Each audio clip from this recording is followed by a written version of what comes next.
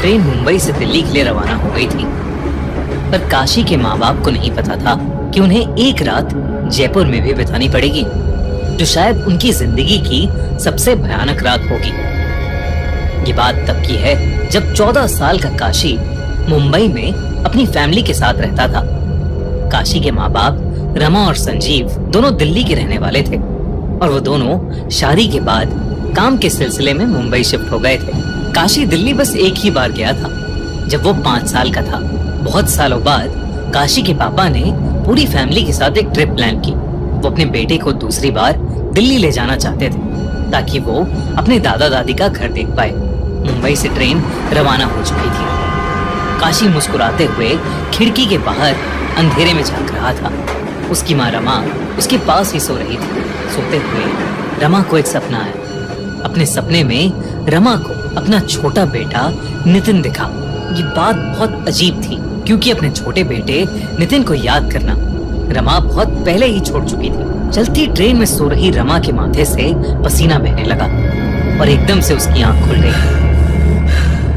काशी के पापा संजीव ने जब अपनी बीवी रमा को देखा तो वो बहुत घबराई हुई लग रही थी। संजीव ने पूछा कि उसे अचानक क्या हो गया है, पर रमा ने किसी को कुछ नहीं बताया और चुपचाप खिड़की की तरफ मुंह करके बैठ गई। कुछ ही देर में ट्रेन जयपुर स्टेशन पर रुक गई, लेकिन ट्रेन में कुछ टेक्निकल परेशानी आ गई थी, जिसकी वजह से सारे पैसेंजर्स को जयपुर में ही उतरना पड़ा, जिनमें काशी और उसकी फैमिली भी थी।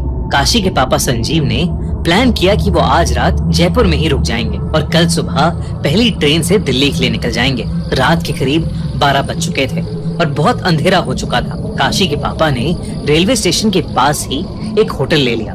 ऊपर चलकर जैसे ही काशी ने रूम के अंदर कदम रखा तो उसके सर में एक बहुत जोर का चुभने वाला दर्द शुरू हो गया। काशी ने सोचा कि ये मामूली सा सरदर्द होगा और इसलिए अपनी माँ को बिना बताए वो बिस्तर पर सोने के लिए लेट गया। काशी और उसकी माँ रमा एक रूम में सो गए और उसके पापा दूसरे रूम में, लेकिन रमा को नींद ही नहीं आ रही थी।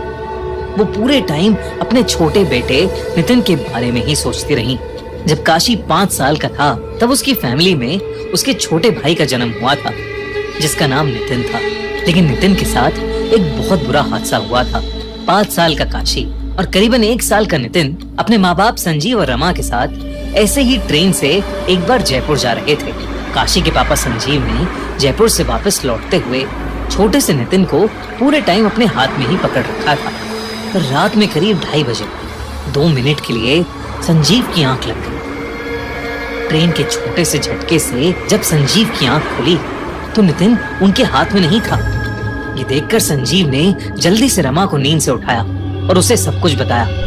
फिर दोनों तुरंत नितिन को पूरी ट्रेन में ढूंढने लगे। वो अपनी आंखों पर बिल्कुल भी यकीन नहीं कर पाए जब उन्होंने नितिन को ट्रेन के खुले हुए गेट के पास बैठा हुआ देखा।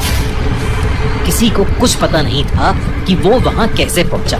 रमा और संजीव का दिल जोर जोर से धड़कने लगा और वो लोग जैसे ही नितिन की तरफ आगे बढ़े, ट्रेन में एक और झटका लगा और नितिन ट्रेन के बाहर अंधेरे में गिरकर कहीं गायब हो गया।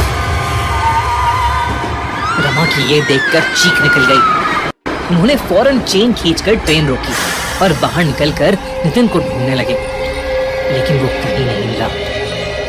काशी उस समय बहुत छोटा था और उसके माँ बाप ने नितिन के बारे में उसे कुछ नहीं बताया था। साल बीते और काशी को नितिन के बारे में कुछ भी याद नहीं रहा। यही वजह थी कि काशी को अपने छोटे भाई के बारे में कुछ नहीं पता था। ये सब सोचते सोचते रमा की आंखों में आंसू आने लगे थे। तभी उसे अपने बिस्तर के नीचे कुछ हिलता हुआ महसूस हुआ।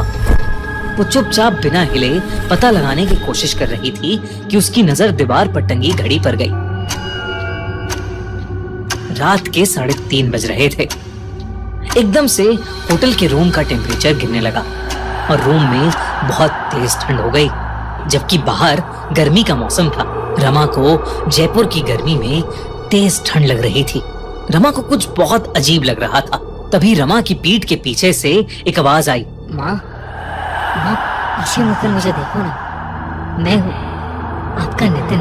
रमा के कान में कोई बहुत धीरे धीरे उसे पुकार रहा था और पीछे मुड़ने के लिए बोल रहा था। वो आवाज सुनकर रमा की रूह कांप गई।